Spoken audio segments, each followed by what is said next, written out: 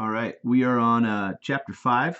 We are working our way toward kind of laying the foundation for some principles in HR before we get into recruiting, selection, stuff like that. We actually have employees in the building or teleworking, whatever it is.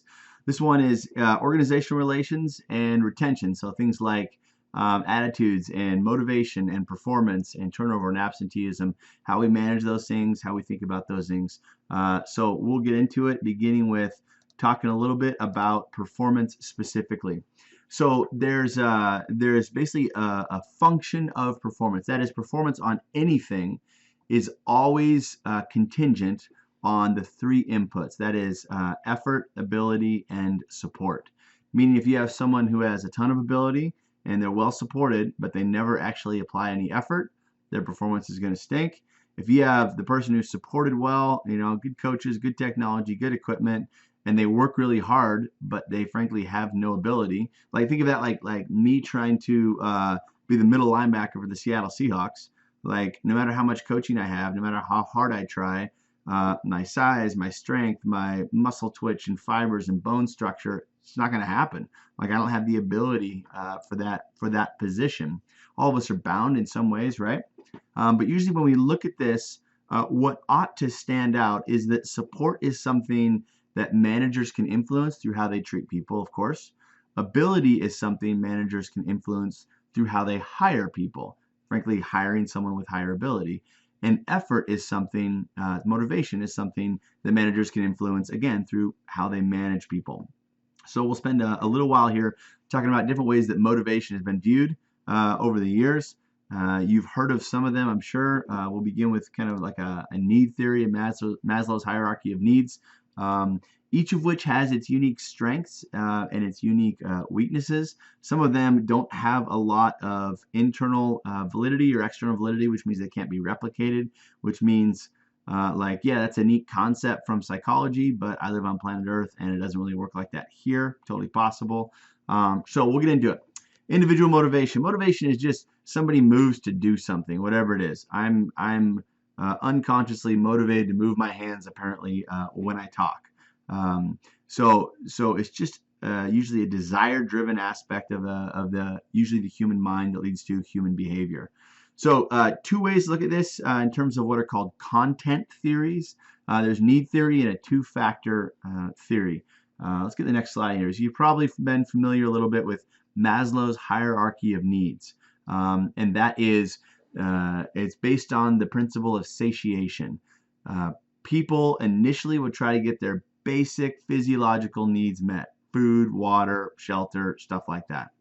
Nobody is really worried about who they're going to marry or becoming all they can be when they're starving. There's kind of the principle.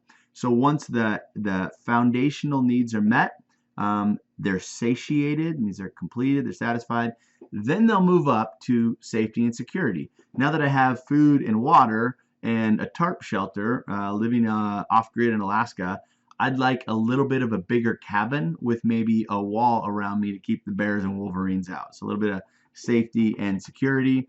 And then after that's established, pretty soon people get lonely. And humans are kind of designed for social connection. So belonging and love, and it kind of works its way up, self-esteem to ultimately self-actualization. Pretty simple theory, very popular across the world. Everybody knows about this. It does have significant limitations. It's nice because it's simple, just not always particularly accurate. So one take off of this, you can see on the right there, is called the two-factor theory. Two-factor theory, I think it's by Herzberg, basically argues, no, this isn't right. This can really be divided up into two categories. One of those categories we can call motivators. Motivators are simply things that motivate you. So we're motivated toward esteem and self-actualization. But if I'm in my job and you have a lunchroom or running water or bathrooms, I'm not all of a sudden super like, I'm going to go to work today. I'm going to work really hard because, man, they have electricity and the building isn't freezing. I'm going to work hard. No. It doesn't work like that. If those things are not there, it serves to demotivate. But having them doesn't actually motivate employees. So they call those hygiene factors, meaning if they're gone, like, I'm dissatisfied. But if they're there, I'm not more satisfied. I'm just like, yeah, they should be there. So to motivate people, you have to really focus in on the motivating factors, making sure the hygiene factors are there. So kind of two different angles of the same kind of principle. Those are content theories of motivation. In terms of a process theory, kind of explain how motivation works, there's a couple more we can look at here. And we'll roll through these generally quickly. I mean, motivation isn't a particularly complex concept, other than we know people get motivated by different things in different ways at different times on different tasks. Okay, so there's a handful of theories that try to hit each one of those kind of boundaries, or each of those domains of how and when and why people are motivated. So first one, content theories. Process theories, is two big ones I want you to know about: equity theory and expectancy theory. So let's look at them. Equity theory is based on this human need for justice. Like if you're at the store and you see a cashier ring something up to some person, especially if they seem like they're vulnerable, they're old or young or something like that, and they charge them too much, probably what's going to be, I don't know if you'll say something, but what's in you is like, hey, wait a second, that's not fair. Like, that's not okay. Somebody took advantage of somebody else. So all of us have this like innate need for justice, which is usually why you think about with kids, right? It's built in. If I give my son my last cookie, and so he's eating his, when he's down to his last, I say, Corbin, you should give your last cookie to your sister Annabelle. And Corbin says, no, why? And I said, well, I gave you my last cookie. He says, oh, no, but it was different in that case. This one is different. So everybody has a need for justice, right? Until it negatively affects them, and then they kind of wonder about it. So that's what equity theory is based on. People want to be treated at work. Equity just means fairness. Are things equitable? It works like this. If I feel like I'm working really hard, that's an input, and I feel like I'm not respected for my work, right? That'd be an output. I'm going to be frustrated or dissatisfied, less motivated to work hard. Or if I work really hard, hoping for a promotion, and they give it to somebody who didn't work as hard or wasn't as good, I'll be like, well, then forget it. Like, I'm not going to keep putting in, a whole bunch of effort. So what we kind of look for is balance between inputs and outcomes. And we feel as humans, the more we put in, the more we should get out. If we're not getting out what we think is fair, we will stop putting in whatever the amount of effort that we were doing. This actually comes out in a lot of crazy ways. Like department stores, trying to say physical commerce, like Walmart, Target, stuff like that. There's a massive amount of loss through employee theft that happens. Much of that is traced back to equity theory. Well, hey, I'm busting my butt here. I'm only getting paid $9 an hour, so I deserve this. This is more fair if I go ahead and if I take something, or else the company doesn't really care about me. So I'm going to take an emotional health day, even though I'm not sick. I'm going to call in sick, stuff like that. So we try to balance it out. That's equity theory. Expectancy theory is a little bit more complex. Basically says there's a mediative process, which I don't need to explain, but how hard you work, your effort will depend on a number of things. One of them is valence. Do you actually want what you might get for working hard? So if I work really, really hard at Central, become a great professor, maybe they'll promote me to dean. Well, I don't want that job. I like my job, so maybe I'm not going to work as hard because I don't want to take on that responsibility. So you have to value whatever it is, right? The rewards that are out there. The other one is instrumentality. Do I believe that if I actually work hard, I will get what it is that I desire? So let's take this class for instance. Let's say you study really hard, just absolutely crush it for the first, test, quiz, whatever, and you bomb it. You just do miserable. When it comes around to the next one, you will be less motivated to study hard because you'll say, I don't see a connection between me studying hard and the outcome. I don't think that me studying hard is instrumental in achieving whatever the outcome that I want is. So if I wanted to highly motivate you, I would have to convince you, of course, that studying hard will lead to good grades, and valence, you actually want those good grades. There is some practical aspect of this because it tells managers to keep two things in mind when you're motivated. Number one, money may not be enough. People value different things, and you have to figure out what each player on your team values and make sure that's kind of on the table. If it's on the table, they're going to be more motivated. If it's not on the table, then they're not. Second, you have to get your team to actually, each player on your team to actually believe that hard work, good performance will actually lead to those things that they want. So both of those are critical. Think of it like now we're using the academic analogy. That's fine. Think of it like let's go like cell phones. If I'm selling cell phones and I tell the employee, all right, if you sell 30 cell phones a month, you get a bonus of $2,000. Well, I'm making a few assumptions. I'm thinking that will motivate them to sell cell phones, right? The first assumption I'm making is, do they actually want $2,000? Now, most employees do, but maybe money doesn't really motivate that person. Number two, I'm also assuming the employee actually believes they can sell 30 cell phones a month. If they can't, if they don't believe they can, then I've actually just frustrated them, and it hasn't served to demotivate, not to motivate. That's expectancy theory. Some other facets I want to walk through really quick. A few of these: contract, satisfaction, commitment, engagement. So let's hit them. Psychological contract.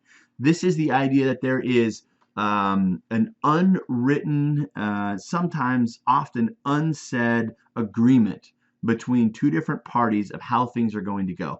It's psychological. It's not a written contract. It's not even a verbal contract. It's just, it's in here, in my head. Like I have this, how about this? When you logged onto this PowerPoint here this morning, watch this video, you had this assumption that I wasn't going to make fun of your parents. Why? Like, I never actually told you I wouldn't make fun of your parents. That's not written down in my syllabus. I think it's implied, but you get the idea. You just assumed that when you came in. Why? Because that's just what you do. It's an agreement. And I also understand that, right? So there's this agreement that we have, and that works fine as long as both people have that agreement. And as soon as one of them does not have that agreement, it's easy to have a fracture in the psychological contract, which is a big predictor of turnover.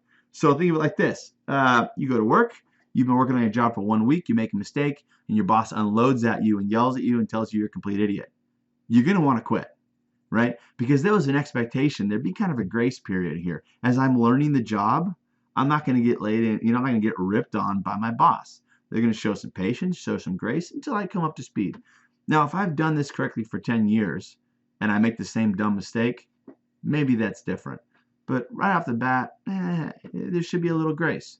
Or as an employer, if I have employees and they've been there for a year or two and I'm paying them well and I'm treating them well, say, hey guys, we just got this big shipment, this big order. We're going to have to work on Saturday, probably twice this month. I know that kind of stinks, going to pay for it, want everybody here. And people say, no, I'm not doing it. It's my Saturday. I'm going to be like, hey, wait a second. Like, I'm treating you well. I'm paying you well. This is a big deal to the business. There's an agreement here that at times you're going to go above and beyond to support the company, and at times the company should go above and beyond to support you. So it's mutual. Very helpful, especially with new hires, to sit down and clarify the psychological contract. Sometimes we do this with what's called a realistic job preview. Before we even hire people, we'll bring them in and say, this is what it's like. I remember my first job at Boeing, my first big boy job. I thought, man, I'm going to have my office. I'm going to have like a view of the mountains, although it's always cloudy, so you can't see it anyway. It's going to be great. And they brought me in as a realistic job preview, and they said, bro, here's your cubicle. All right? And this is the person you're sharing this 8-foot by 8-foot cubicle with. And all of a sudden, I felt less important. But what they were trying to do is say, like, this is reality. This is the job. I know it may not have been your expectations. Do you still want it? And the idea there is to refine the psychological contract to reduce turnover as a result of fracturing that contract. All right, job satisfaction. Do we care about job satisfaction? Yes, of course we do. We want happy workers. Is it the most important thing? No, absolutely not. Job satisfaction predicts job performance at about 0.25, which means about 5%, 4 or 5% of the variance. In some, people have this idea that if you have a very satisfied worker, that they're going to be more productive. No, it's not true. Actually, if you have a productive worker, they're more likely to be satisfied.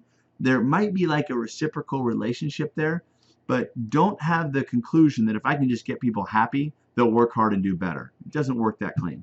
But we do care about job satisfaction, It does predict turnover. It affects things like morale and just the work environment that people are in. It affects your ability to attract new talent. People come in and realize nobody likes their job. They're not going to stay. So it does matter. We like to track it. There's some things that we can do to affect it. Major components: adequacy of pay, advancement, supervision and coworkers, working with good people, being treated fair. But again, Tim Judge in his research would say the number one predictor of job satisfaction is, do people have a cool job? Like, if you can design cool jobs, they're going to like it more. Some jobs are just not cool.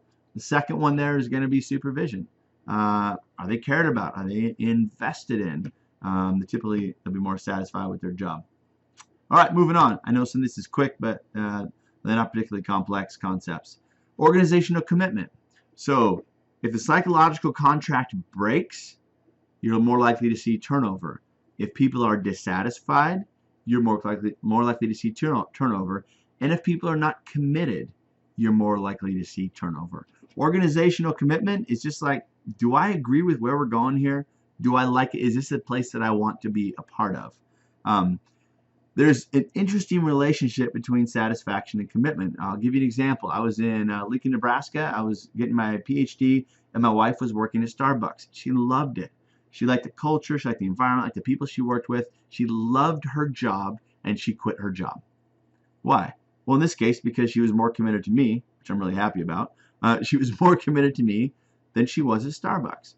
So just because somebody loves their job doesn't mean they're actually committed to their job, and vice versa. You can have people who are highly committed to their job and they don't like it. You usually get that more with more tenured employees. So I've been here for 15 years, and now I have this manager who's a total jerk. They're new. I'll have another manager in a couple of years. Am I going to quit? No. Do I like my job right now? No. But you committed? Yeah, I'm committed. I've been here long enough, right? I've seen this before. I'm still committed. So that's organizational commitment. Psychological ownership is not in your text. You don't have to worry about it too much. But the big idea behind psychological ownership is it's a two-edged sword. Psychological ownership means that the person feels like an owner. They're not an owner, but they feel like an owner on that particular area of work. So if I take a product development engineer and I say, hey, I want you to go design a new part for this space shuttle. It's going to be really cool, and I need to do X, Y, Z. And they pour 3 years into it. And I come in and go, okay, I like that part, but you made it out of titanium. I want to spray paint it orange because I think it would look cool. That person's going to look at me and say, no. Like, that's my part. That's my baby. I've poured my life into it. What are you hearing? Me, my, I. You're hearing they feel like an owner. And you, as a manager, you do have the right to come in and change stuff. But if you do, you're going to be stealing ownership. The person's likely going to be dissatisfied, certainly perform lower, and maybe even quit. So if you want to give ownership, which is a great idea, it's like autonomy. People feel proud of their work. They invest in it. Something to show kind of for their time. If you want to give that, it's great. Just remember, if you give it, it's hard to take away without suffering negative consequence. You can't show up and go, well, it's the company's part. We paid for your time. I decide. Okay, there are consequences of that if you do. The last one, engagement. Engagement's kind of loosely defined. I mean, different researchers define it differently. Consulting organizations talk about it a lot. So it's got a kind of a broad definition. But think of it like this. Do people actually care about their job? It's not, do I like my job? Satisfied. It's not, am I committed to the company? It's no, like this, I am all in. This is rad. I think about this when I go home at night. I think about it when I wake up in the morning. So you can see it's, engagement is great. I'll try to draw the graph with my hand the other way. It has a linear effect, but it's kind of an inverted U, if you will. So the more engagement, the better performance. The more engagement, the better performance. But at some point, if you're married to your job, you're going to experience burnout and just fall off a cliff and not going to be a benefit to anybody. So do we want employee engagement? Of course we do. More ideas, more voice at work, more expressive, more complex problem solving. Like, it's great. Do we want everybody to be married to their job and love it more than their life? No. That's not a recipe for success. High engagement, not off the chart engagement. Some examples of engagement, you can see it there. One of them is putting in extra effort, which takes us to organizational citizenship. This is interesting. I actually just published a paper on this. It's on how abusive supervisors, it's kind of a weird stuff. I'll give it to you real quick. How abusive supervisors basically bully managers. When they do that, people are less likely to engage in organizational citizenship. So this is not your job. This is going above and beyond your job. So some people use the words the extra role behaviors. Meaning, it's my job to be a professor. Yes, that's true. It's my job to advise students. Yes, that's true.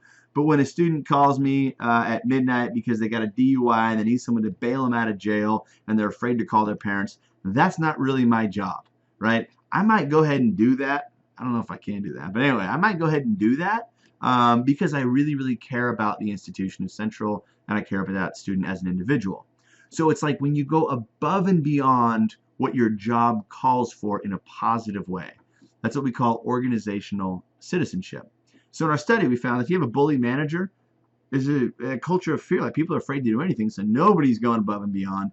Nobody's doing the extra stuff. Nobody's getting there early or staying there late, etc. The weird part about the study is we actually also found that it's worse. That effect is stronger when coworkers talk about it. So like if I have a bully manager and you and I are on the same team and we get together and we talk about, what a jerk that person is or something like that, it actually makes it worse. Makes me even do less of this. But organizational citizenship is great. Good supervision, and really the principle is psychological safety. Do people feel safe to be themselves at work? If so, you're going to have way more above and beyond the Call of Duty kind of behavior. All right. Real quick, let's plow through absenteeism and turnover. Each of the things that we talked about earlier, satisfaction, commitment, motivation theories, a lot of them predict whether or not somebody shows up to work. So it's absenteeism, an unscheduled absence, or whether or not they quit. So we'll hit them briefly. Employee absenteeism, when someone doesn't show up to work when they're supposed to. There's different types. There's involuntary absences and voluntary absences. Involuntary is I didn't want to, I couldn't help it. Involuntary is I could help it and I didn't want to. Pretty straightforward. I put gender effects here just because this comes up. I always ask in class, I say, who do you think is absent more, men or women? And universally people say men. And I say, why? 90% plus say men. I say, why? And they say, well, because it seems like they would. And then I start pushing. And it's this idea that men are more deviant than women, right? That's the argument. Men comprise much more prisoners and felony rates, felons and stuff like that. So they think, well, men. So absenteeism in that case is produced by deviance. Someone just is irresponsible or they don't show up for work. That's kind of the conclusion. And actually, women are absent at a rate of 2 to 3 times much more than men. Specifically, women who are mothers who have young children. And so what we see is, hey, there's an outbreak of chicken pox at the preschool, and so my kid can't go to preschool today. Well, I can't bring my kid to work, so I'm going to call in sick. So I wanted to put that up there just to point out you as an organization, you can actually develop policies that significantly reduces absenteeism, specifically in working mothers. It's a diversity issue, it's an equity issue, but you can have variable start times. If you can have variable start time situations like that, you can develop telework or virtual work policies where if that happens, work from home, reasonable, whatever. I have a friend who runs a company here, and I think she's got maybe 20 people on her team, and she says you work from home twice a month. And better save it if somebody gets sick, you have young kids, etc.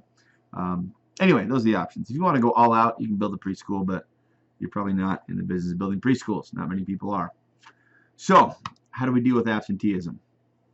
Number one, there is a disciplinary approach, and that is you were absent, don't do it again, happens again. I told you not to do it again. Now you're being, suspended from work without pay for a week. So since they didn't show up, you're going to make them so they can't show up. It's kind of a funny thing. And if it continues all the way up to, not like you're not a reliable employee, we can't trust you, you're fired.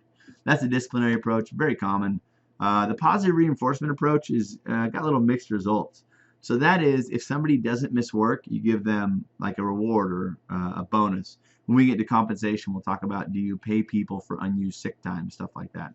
But in this case specifically, what you're encouraging, if you have like awards for attendance, What you're encouraging at that point, incentivizing, is not doing good at your job, but showing up and having a heartbeat on your job. Like, that's it. So you want to be careful what you reward, because what you reward you're going to get. It's fine to do that. It probably shouldn't be significant reward, because what you could really be doing is rewarding the worst performer on your team for showing up every day and maybe not making things much better. So anyway, two different approaches. You can deal with that. Most people use kind of a combination approach. Little reward if you're really good with your attendance, and progressive discipline if you're not. There's a few other ways that I really like. I really like PTO programs, especially if I'm working with smaller firms. I think PTO is helpful. It's flexible. Think of it like this. Okay, you have 40 hours of PTO, paid time off this year. I don't care how you spend it. You can spend it on vacation. You can use it when you're sick. You can say, you know what, I just don't feel like going to work. You can do whatever you want, but you have 40 hours, 80 hours, whatever it is, of PTO. Way easier to manage, especially in smaller firms without complex, payroll systems. So much easier to manage because you're not documenting or categorizing the reason why people are gone. It's just that they're gone, and that's all that matters. Washington State has got some newer laws on paid family leave, sick, vacation, time off, stuff like that. So assuming you give at least the minimum PTO, which is not very much, you're actually in compliance with each of those laws too, which helps you with the regulatory process. So that's employee absenteeism. Employee turnover. That's when people quit. Here's a heuristic I think is important. People don't leave jobs. People leave people. Usually if somebody quit a job, it was their manager, it was coworkers, somebody at the company. They don't usually say, well, the job was demotivating, so I left. I mean, sometimes that happens. But usually you say, what was demotivating about it? You can say, well, I worked with idiots. There it is. People don't leave jobs. Usually people leave people. Some signs you can look for.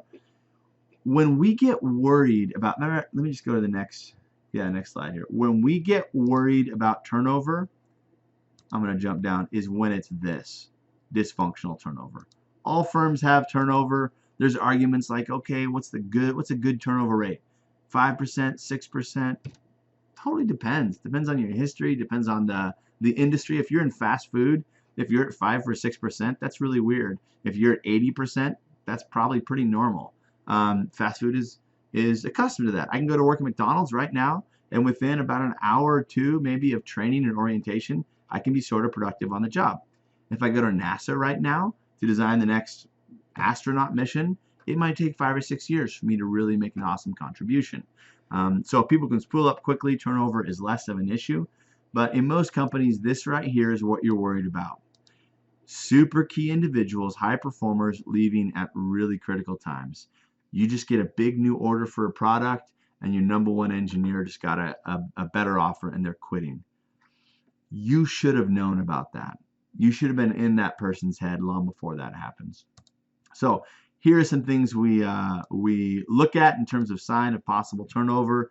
But really, this is on your first line manager to have a positive, constructive relationship with everybody on your team, especially those key players that have the ability to deliver on core competencies that will help your firm survive. We need to know what's happening. Okay, different types of turnover. Involuntary turnover. We don't mind that. Involuntary turnover is fine because we, the company, we got to decide who left. We fired you, we laid you off, you did something unethical or unsafe, whatever it was, and we got to decide. That's okay. Voluntary turnover. We don't like that.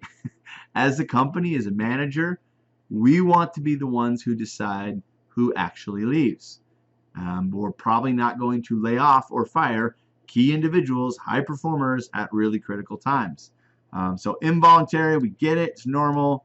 Voluntary is kind of freaky. Functional turnover rarely happens. Well, it rarely happens voluntarily anyway. Sometimes we might fire or lay off the worst performing employee, but it's not typical for your worst performing employee to voluntarily leave. Why is that? Those who do leave jobs are those who can leave jobs, specifically your best performers.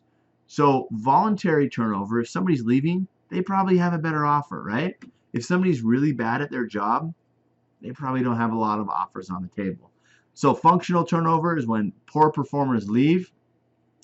Dysfunctional turnover, dysfunctional obviously for the company, is when really good performers leave. There's two other types of turnover that you have to know because you can't manage it all perfectly. There's controllable turnover, stuff that we could have influenced, like we're paying someone $150,000 a year to be an accountant, and they leave for a job at $160,000 a year. That was dumb. If they're good, we should have kept them. We should have given them a 15 grand bump. We should have known about it. The manager should have known in performance and compensation reviews how the person felt about their salary. We could have dealt with that. Uncontrollable turnover. I had a female executive at Boeing. She was outstanding, maybe 42, 43 years old. And she came in, she said, James, I'm resigning. And I was just like, no, you got to be kidding me. We've been working on all these Society for Women Engineers, all these programs, right, to give these young female engineers confidence that they can have a good career. They see you, you're an executive, you're still like, what do you need? Like, is it money? You got it. Is it time off? You got it. James, I have breast cancer. Okay, I get it. I'm sorry. I'll start the paperwork. Let me know if there's anything I can do. That's uncontrollable turnover. Sometimes you just can't do anything about it in a positive or, in this case, a negative way. So, a few myths about retention, and then one last comment. Money is the main reason that people leave. No, money is usually, it's not the main reason that people say they leave. It's usually people say it's a factor. Very, very rarely does somebody leave for a job making less money. Sometimes, if it's really cool worker in a location, or families moving, right, spouses, stuff like that. Usually people say money was an issue, but they won't say it's the main issue. They usually say it's people. Hiring has little to do with retention. No, of course not. You can hire on traits such as conscientiousness. You can hire on past attitudes like recent commitment to your last company. That's why in an interview you might ask the question, why did you leave your last job? If someone says, because I didn't like my boss, that matters. If someone says, because my husband or wife got a transfer and a promotion to a different area, this area, you're like, great, that's good. They're not just gonna leave on a whim. If you train people, you train them for another employer. No, actually, several studies show that if you invest in people, they're more likely to stay. So some people say, well, we don't train people because they leave to another job. To which I would respond, they leave to another job because you don't invest in them. It's kind of circular reasoning there a little bit. Don't be concerned about retention, keeping people during organizational change. When there's a change in mission, change in CEO, change in strategy, there tends to be more turnover. No, you should be concerned about retention because especially your key players, they're the ones that are actually going to be able to execute organizational change and make it happen. They know the culture, the context, the products, the relationships. And if they leave, it's just going to make your change much more difficult or maybe a failure. Last, if high performers want to leave the company cannot hold them. Well, legally this is true, but it's listed is a myth in that why do high performers want to leave the company? Are you not challenging them? Are you not paying them? Are you not caring about them? People are going to leave. It's turnover. It happens, right? But especially on those kind of the key players that are in the core competency part of your business, you need to know how they feel about their job. It shouldn't be a shock. Shouldn't be a surprise. If it is, that means your first line manager probably didn't do their job very well building a trusting relationship. Okay. Last thing I want to say on this, how do we know if we're doing good or bad in turnover or what's causing turnover? There's a thing called exit interviews. I always recommend this for companies. First year turnover. If somebody comes to your company 1 year, you've gone through all the investment to find them, to interview them, to place them, to pay them, to train them. In 1 year, if they quit, you really want to know why, because that's the future of your company that you believed in walking out the door. And there could be a few reasons for that. Number one, you need to fix your selection process. You're not finding the right people. Number two, when they got there, it wasn't what they thought it was going to be. You need to refine the psychological contract. Or number three, they were poorly managed. When they got there, they had a horrible experience. You need to invest in management development, right? And managerial systems that care for employees when they're first coming in. So anyway, a lot of things that you can see that you can address, but this is one of my favorite metrics to deal with really the longevity of firm survival. So motivation, job attitudes, absenteeism, and turnover. And for this short stint, that'll do it for Chapter 5. Have a great day.